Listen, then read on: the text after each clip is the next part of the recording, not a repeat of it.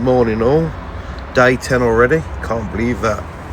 So on today's agenda, it is a race back to the UK.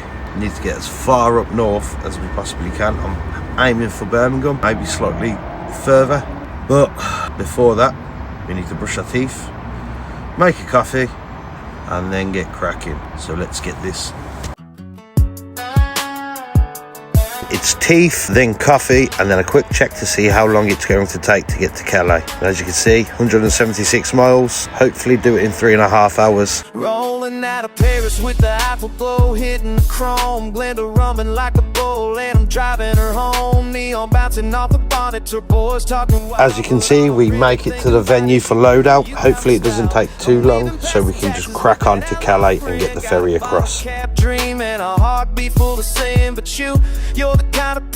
doesn't take long to load at all. Then we start heading out of Paris onto the ferry and just crack on straight to Calais. Fingers crossed we can do it in less than 4 hours, but who knows. At this point we was 56 kilometers away from the port, so once we put our foot down, it weren't long before we was on the corridor heading into terminal. We chose DFDS because it's one of the best. 6 o'clock loading, hopefully get across before 8 o'clock UK time. But once we got our ticket to board the ship, yes, you guessed it, it was paperwork time. Say it with me, people, paperwork done under 4 hours.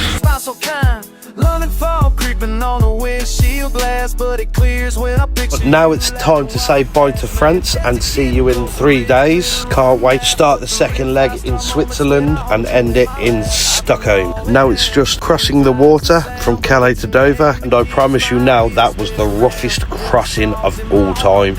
I've never felt so sick in all my life. But once we crossed safely with wobbly legs, straight to Motis, waiting for the car net, staring at that screen. I swear to God, it nearly knocked me clean out. Paperwork done, 189 miles ahead of us, time to leave Motis. Hit the A20, onto the M20, slight left onto the M26, which leads you straight to the M25. And after driving a few minutes, I decided I wanted breakfast. So the logical pace was Cobham Services for the OG of all breakfasts, and McDonald's McMuffin. Once we scranned that, it was back to it, the M25 onto the M40. Stop at Warwick Services for some fuel for Glenda. Thirsty's Glenda today. Thirsty, do you reckon?